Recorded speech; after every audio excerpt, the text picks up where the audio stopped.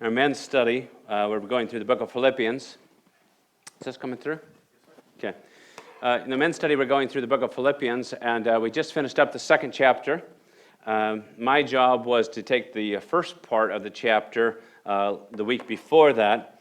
As we're doing so, what the Apostle Paul is doing is he is advocating, he's exhorting, he's encouraging the Philippians to be a people who are united, to be a people who are striving together, to understand that they are much better together than they are separate. And so he's asking them to strive together, to row together, to be together, to fight together, because they're in a place where it's difficult. And so when he exhorts them to do this, he understands he can't just say, hey, get along, because that's not enough. There needs to be a bit of an explanation behind that. He's telling them to get along, and the way that they're to get along is that they need to understand that they have to set aside their own personal agendas. You see, when we each have our own personal agendas, it makes it much more difficult for us to work together as a team. If you've got all kinds of ideas out there without some sort of focus, you're in trouble. And so Paul will advocate and talk to them, and he'll write to them in the second chapter, and he'll say, do nothing from selfish ambition or conceit. And as we're going through the chapter, the word conceit was the word which really just struck me, because I don't think it's the best translation of the word. I think of conceit and I think of it as snobby, but it's actually a Greek compound word, two Greek words stuck together into one, and it's the word kenodoxia. And you say, oh great, we're going to get a Greek lesson. I promise not to go too long on this. But when you look at the word kenodoxia, it means empty and glory. Empty glory. And so what he's saying here is, says, don't seek after your selfish ambitions, and don't seek after kenodoxia. Don't seek after empty glory. And I thought, wow, that really speaks to me. In the old King James, it says vain glory. That's okay, but I like empty glory better. And we are to be a people who don't seek after that which is essentially a patting on our own back. And that's a little bit strange for us in today's society, because we're told over and over again we need to pat ourselves on the back quite a bit, and we need to encourage ourselves, we need to talk to ourselves. But Paul is saying, you know what? We need to look out after other people more so than ourselves. Don't go after the empty glory. Still further, if you want to go a little bit further on this, and the only reason I bring up the Greek in this at all is that if you go a few verses a little bit later on, he says if you're looking to put yourself aside, perhaps you need a really good example. And he says, I'll give you the ultimate example. I'll give you the example of Jesus Christ. And so he writes about Christ, who, though he exists as God, he will take upon himself a human nature. He will come not as a king, but he will come as a servant. And he will come as a sacrifice. And he will die, not of old age, but he'll die upon a bloody Roman cross. That's what he'll die as. And we are told that Jesus, though he is existing in heaven, he empties himself. And the word for emptying himself is keneo. So you have kenodoxia, empty glory, and there's a play on the words where we see Jesus who empties himself. We are not to seek after our own glory, and if you need a good example, look to Jesus. Because Jesus is not the one who seeks his own glory, but he seeks the will of the Father and is willing to empty himself, to become nothing, if you will, for our sake. I think that's fascinating. One of the problems which we have as human beings, as we like our glory, we like to be affirmed over and over and over again. The pastor likes to be affirmed. I have a bad day on Sunday afternoon if my wife doesn't tell me, that's a pretty good message. She ever comes to me, she doesn't do this for your sake. She never says, boy, that one really sucked. She never has done that. Okay? But because I'm putting my resignation. If my wife's not happy, I'm putting my resignation in on Monday, right?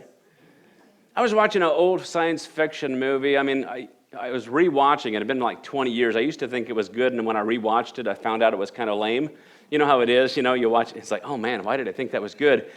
But it was a science fiction movie, and these people had gone into this, like a bar type of thing, and they had different ways that you could intoxicate yourselves with drugs and with alcohol. Science fiction movie, right? And then they had this other thing. You could go to the fantasy room, and in the fantasy room, they opened it up, and there was a guy there, and he was standing there, and there's all of these holograms around him, and all of the people are saying, "You the man!" And he's like, "No, no." And he said, "No, you the man! You the man! You the man!"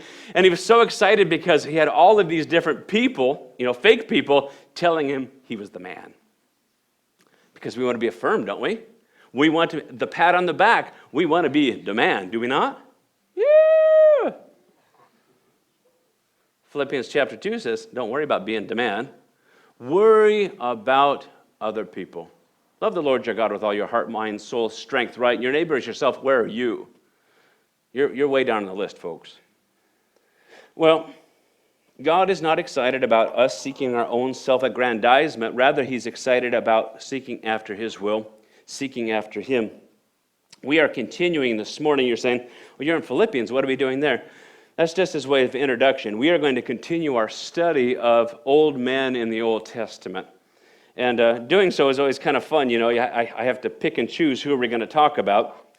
And one of the disadvantages of being an old man, or an old woman, as the case may be, but one of the difficulties is, or the disadvantage is age, and because age leads to experience, and experience leads to undue independence. A lot of times we think because we have age, because we have experience, we got things figured out. Experience, our expertise sometimes leads to cockiness when we need to remain humble. Our past successes may be significant, but that doesn't mean that they will be successes into the future.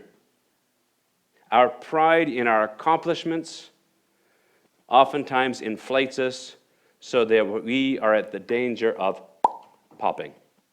Isn't that not the truth? Just because you've done well in the past doesn't mean that you're going to do well into the future. I bring this up as we turn to our passage this morning. We're going to come to 2 Chronicles this morning.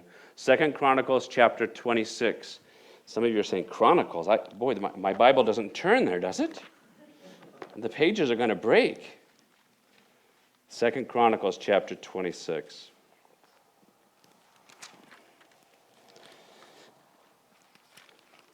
As we come to a passage which we don't preach on that often, people tend to avoid the Samuels and the Kings and the Chronicles, but we find a lot of information here. So we come to 2 Chronicles chapter 26, we come to a man, a king, if you will, and his name is Uzziah. Uzziah is our subject here. He is called by another name in the complementary passage in the book of 2 Kings, but today we will simply refer to him as Uzziah because that's simplest instead of changing names back and forth. We see here his reign is described, and he starts his reign, quite frankly, very early as he ages, or early in age, but it is later on where we see the twist in the passage, and that's where we'll focus. 2 Chronicles chapter 26, let's take a peek here. We'll do some reading. And all the people of Judah took Uzziah, who was 16 years old, pretty young, right? An upstart, a phenom in a sense, right? Made him king instead of his father, Amaziah. And he built Ethoth and restored it to Judah. And after the king slept with his fathers. Uzziah was 16 years old when he began to reign, and he reigned 52 years in Jerusalem. His mother's name was Jechaliah of Jerusalem. And he did what was right in the eyes of the Lord, according to all that his father Amaziah had done. He set himself to seek God in the days of Zechariah, who instructed him in the fear of God. And as long as he sought the Lord, God made him to prosper. Let's continue on.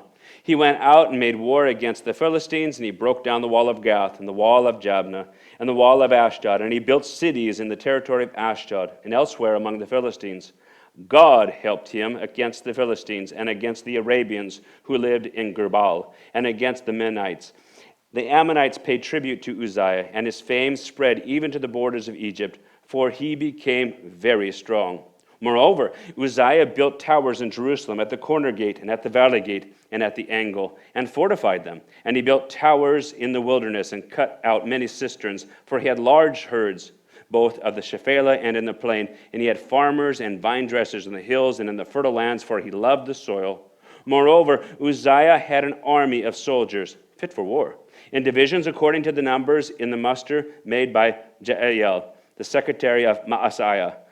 Hope I got that right.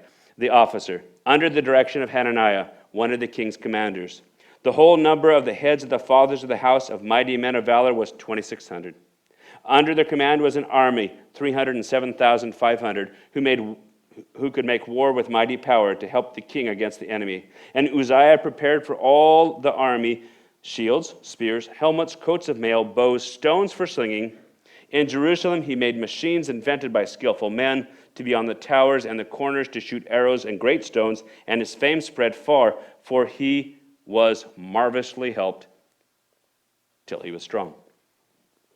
So we look at this very long section here, and we see this king who starts off at 16 years old, and he immediately gets to work, and he's got a lot of good things going for him. If we were to go down the list, or just at the introduction here, he's 16. He restores the town of Eloth, which is a port city on the Red Sea. He is opening up the east for trade. This is a great deal for him. He does that which is right in the sight of God. Godly man, this is fantastic. He does what he's supposed to do while he's got a mentor with him. Fantastic. And we are told at the end of verse 5, and as long as he sought the Lord, God made him prosper. But boy, I tell you, that's got sort of a little asterisk next to it, doesn't it? Because we're just waiting for, but what happens when he doesn't seek, right? That's what we're looking for. If we were to go down the list, we see that he beats the Philistines, and he beats the Arabs, and he beats the Ammonites, or at least he puts them into a situation where they have to give money to him. He builds towers, he builds cisterns, he's involved in agricultural adventures. He has a large, well-organized army. They are well-equipped. He builds war machines. I mean, it almost sounds like he's describing ballistas and catapults. I'm not sure exactly what machines he's making, something like that. He has fortifications. If this guy were to come and to be part of your church, and he says, you know what, I'd like to be an elder or a deacon, you'd say, where do we sign you up? Right? Matter of fact, that's kind of how some churches do it, don't they? They find the guy who has been successful in business, they find the guy who's got this great resume, and they say, well, you're successful out there. You've achieved so much. We need to sign you up, right? And there's no doubt that the man has done some great things. But the question is, does he have the character in the long run for this? I knew a man. He had incredible influence. He had incredible power. And he decided that churches needed to be run more like businesses. And so that's what he did. And he would go out and he would find talent and he would hire people in. He'd hire them in, and then he'd have his associate pastors fight it out. Who's the most talented? Who brings in the most money? Who brings in the most visitors? And the ones which didn't bring in the visitors and the money, he fired them. He was kind of the Donald Trump of pastors. Oh, you're fired. Oh, you're fired. Oh, you're fired. It's not how you run a church. It might be how you run a business, but it's not how you run a church. And so there he was, getting rid of staff left and right. It's not surprising that he's no longer in the ministry. Because after a while, people said, this is not a character trait which we want from them. So here you have this man, Uzziah. In Uzziah, if you look at his resume, you say, this is a man of accomplishment. This is a man who has done great things. And there's no doubt about it. It's all there. I mean, don't get me wrong. When we look at this, we see 15 verses, right? And those 15 verses are there to tell you what his accomplishments are. But we have the strong king, and the strong king all of a sudden turns stupid. If you're outlining this, here it is. Little S's. Strong and then stupid. And that's where we get it. Uzziah would like to say, God, here's my resume, the things that I've done. I appreciate that you've helped me so much. I don't think I need you so much anymore. I think I need a little bit more slack, and now I'm going to do my stuff. I'm going to do my thing now. Have you ever had a child, a little toddler, and you're in the parking lot and you hold them by the hand? You do that, right? Because you don't, they get run over by cars, correct? Okay, so some of you are scaring me, okay? If you're with a toddler, you should be holding on to the toddler's hand because the drivers can't see them when they're backing up. So hold on to the toddler's hand, and you walk them into the grocery store, whatever the case may be, right? There is a day in every toddler's life where they pull the hand away and say, I can do myself. right? Happens with every toddler. I mean, last year, Patrick, he said, I'm not holding your hand anymore.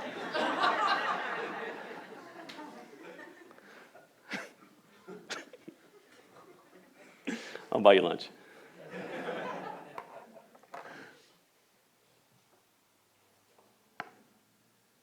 And why? It's because the child wants to say, I'm independent, I can do what I want. Uzziah has been a king, and God has blessed him, and God has blessed him, and God has blessed him, and this man has accomplished a lot by God's doing, by God's allowance, by God's blessing. And all of a sudden, he says, you know what? But there's some things that I'd still like to do, and I'm going to do them. And they're not necessarily in your will, God, but I'm going to go ahead and do them because I think I need a little bit more. Go to verse 16. But when he was strong, he's no longer the 16-year-old. Now he's an old, established man. And when he was strong, he grew proud. Tragic words here. When he was strong, he grew proud to his destruction. For he was unfaithful to the Lord his God and entered the temple of the Lord to burn incense on the altar of incense. So you're saying, what's the big deal? What's going on here?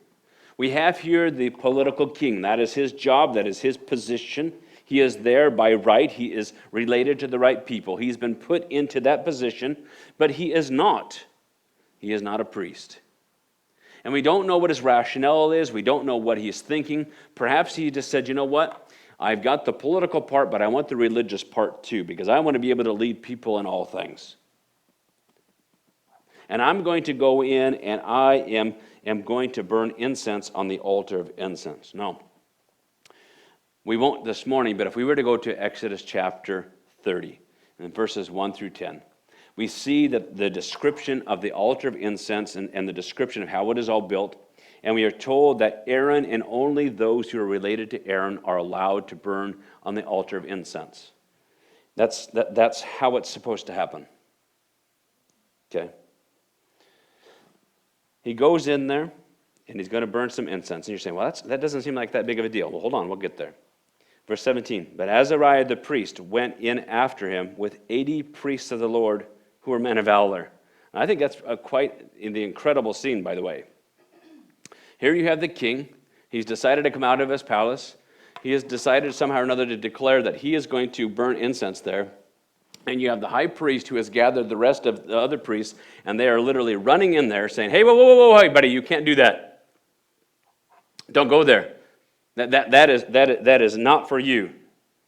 And again, why is this? Why would this be such a big deal to Uzziah? We don't know exactly. But once again, I think it is for him to consolidate some sort of power. You say, well, is God going to mind too much? Yeah. Stay here, but come over to the book of Leviticus.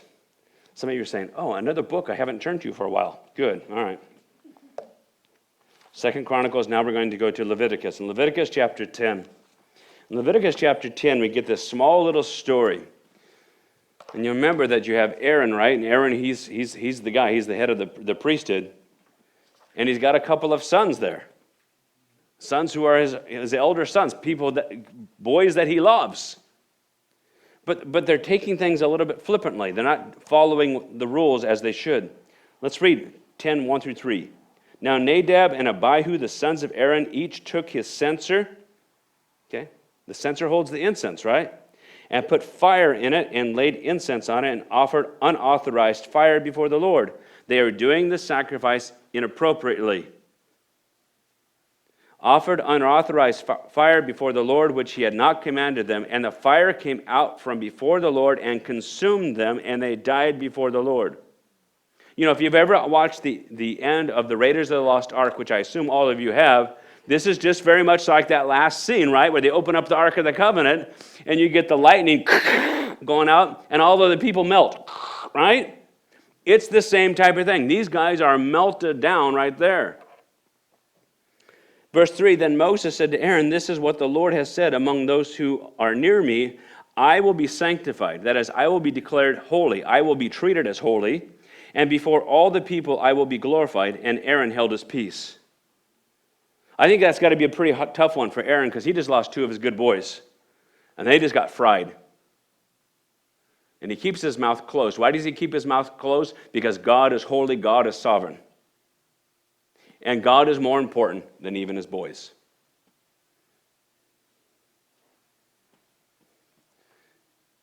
As a father, I would have a hard time holding back saying something. Aaron understands he's got to shut up. He's got to be quiet. Because God's right and his boys are wrong. You have a man who has accomplished a lot. He's got a long resume, Uzziah does. He says, look at all the things that I've done. I built towers, I built cisterns, I have agricultural stuff. I'm an innovator, I have war machines. I am almost as glorious as Solomon because my fame has spread around. I'm a big guy now. And he has become strong. He's become strong, but he has also become stupid. If we were to look at one other example, we won't just in summary. You can look at the rebellion of Korah. And remember, the people of Korah's clan came out and they said to Moses and Aaron, they said, hey, we're all sanctified. We can all do this. And you'll remember their story. They all get swallowed up by the earth. Azariah and the AD priests, they said, get out. This is not your place. We come back to Chronicles, 2 Chronicles 26. Pick it up again at 18. And they withstood King Uzziah and said to him, it is not for you, Uzziah, to burn incense to the Lord, but for the priests, the sons of Aaron, who are consecrated to burn incense. It is a big deal. You may not think it's a big deal. It's a big deal.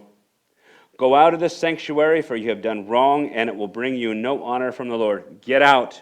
Get out. Verse 19. Then Uzziah was angry. Don't you know who I am? Haven't you read my resume?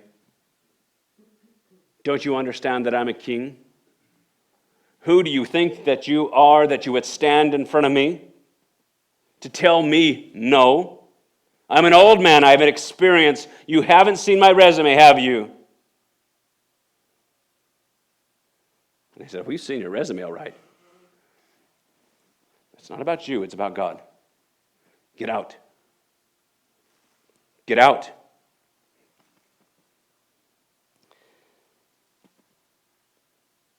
Then Uzziah was angry. Now he had the censer in his hand to burn the incense. He's about ready to do it. And when he became angry with the priest, notice this. Leprosy broke out on his forehead in the presence of the priests in the house of the Lord by the altar of the incense. Now we have the word here, leprosy. Leprosy is a difficult word for us. Leprosy is probably not the snow white leprosy like leper colonies, which you hear about, but it is some sort of skin disfiguration. It's something has happened, okay? It is very clear. If he had a forehead like mine, you could see it real easy. And what God has done, if you will, he's gone out and said, pop, and stuck him right there in the middle of the forehead. And it has begun to break out and crackle all over his face. This man's a leper.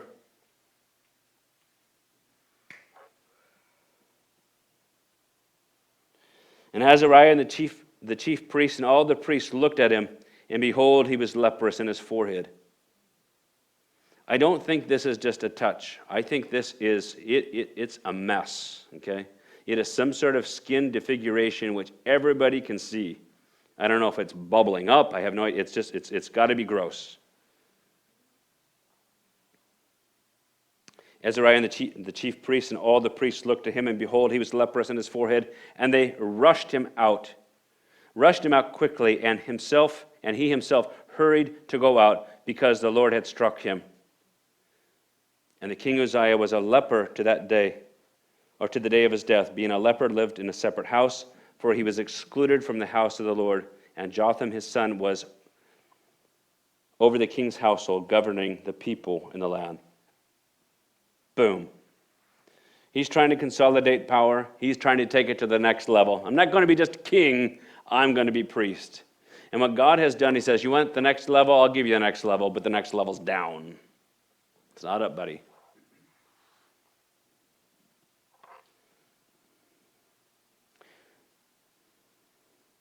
You might be an old man. You might be an old woman. You might be a young man. You might be a young woman. May I ask you this question, who's in charge? The temptation for those with more experience, with more age, is that they get to say, well, look at my accomplishments, look at my degrees, look at my experience, look at all the things that I have, and see, I can get away with more things. God's not impressed with this. God's not interested with your empty glory. He's not.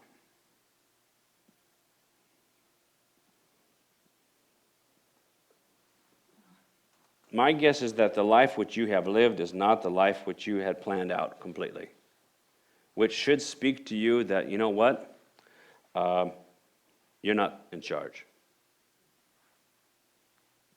We have here the strong king. The strong king becomes the stupid king. And then ultimately we find here the sovereign king. Come then to verse 22. Now the rest of the acts of Uzziah from the first to last, Isaiah the prophet, the son of Amoz, wrote.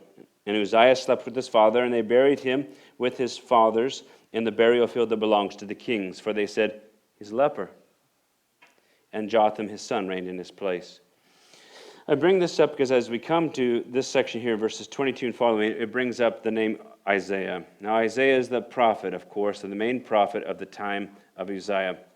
And I want you to turn over here. For the rest of the time, we'll be over in the book of Isaiah, in Isaiah chapter 6. Isaiah chapter 6, oftentimes referred to as the call of Isaiah. I think it's better understood as the throne room vision of Isaiah. I think it's a better title for it.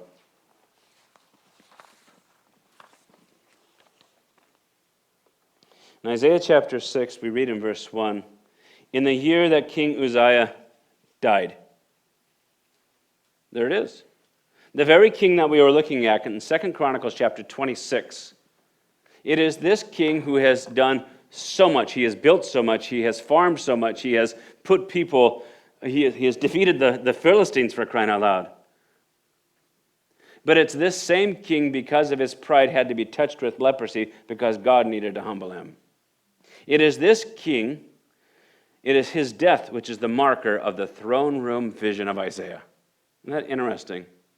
The man who thinks of himself as so important, the man full of empty glory, is now met with the King of glory.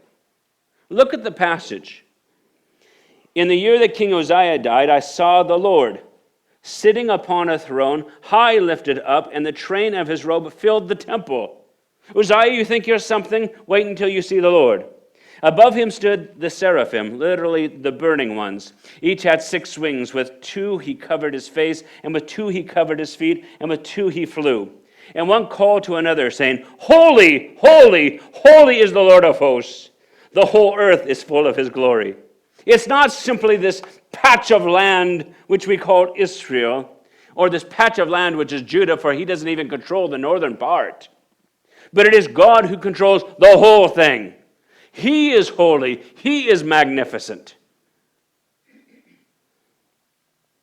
And the foundations of the threshold shook at his voice, the voice of him who called, and the house was filled with smoke. And Isaiah does not stand up and say, boy, good on me because I'm here. He acts appropriately with an understanding of who the true sovereign God is. And he says, woe is me, for I am lost.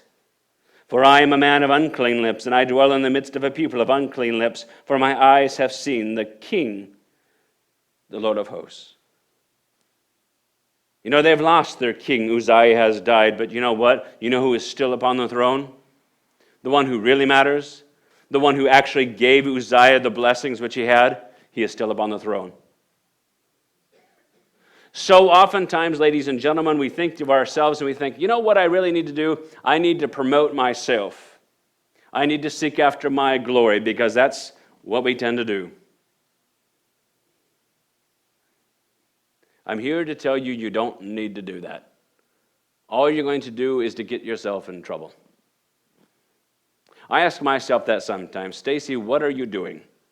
Is it for the Lord, or is it for or is it for your glory? Because quite frankly, the things which we do for our glory is an empty glory. It is conceit. It is selfish ambition. We must eschew, we must throw off that type of thinking. We are to worship the Lord our God first. We are to love our neighbors. We're very much in last place. Isaiah understands at this vision here that God is holy, that God is holy, that God is holy. He is separate. He is separate. He is special. He is special. He alone deserves glory.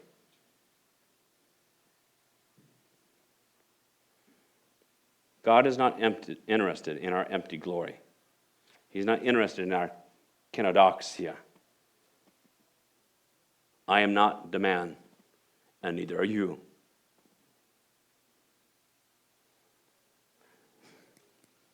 I hear oftentimes people say, well, you know what? God allows me to go through difficulty and trials. And they'll go to James, for example, James 1:2, and they'll say, well, you know, the Lord lets me go through these difficult times, and he does it so that he can strengthen me. And that's all true. That's James 1:2 in the following section. That's all there. But then they make the misapplication. And they say, well, God is going to strengthen me so that I can stand on my own. God never strengthens you. God never strengthens you so that you can stand on your own. We do all we can as parents to make sure that our children are educated, they are informed, they know the Lord, so that we know that we're not eternal, that we will die someday, that they can go on and they can be on their own. But you know what? That model is different from the relationship which we have with God. God doesn't strengthen us so that we can go ahead and say, thanks God, now I've got it. God strengthens us so that we might appreciate the fact that he strengthens us and that we need to hold on to him even tighter. It is foolishness, utter nonsense for us to say, gee, he strengthened me and now I don't need him anymore. That's stupid. Uzziah is strengthened. He is strong and then stupid. And we look here at this final bit here, and we see that there is one sovereign God. Uzziah is dead. He's gone. His final years, he is a leper. He is separate. His son has to rule in his place. But God will always rule. It is never a waste of your time. It is never a waste of your time to develop your relationship with the God of heaven. Why would you not? Why would you not? Young people, your parents will die. They will not always be with you. They will not always be with you. But the God of heaven will. He is always there. He is always your source of strength. Cling on to him. When you're old, don't think that you can tell God, I've got my resume. I'm important now.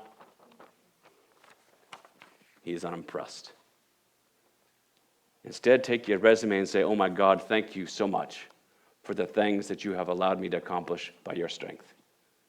You are God. You are God alone. And may I do all the more to point people to you. For I am not strong, but you are. Age is deceptive. Experience is deceptive. It speaks to our ears and says, you're good by yourself. Nope. You still need to take hold of the hand of God. Amen?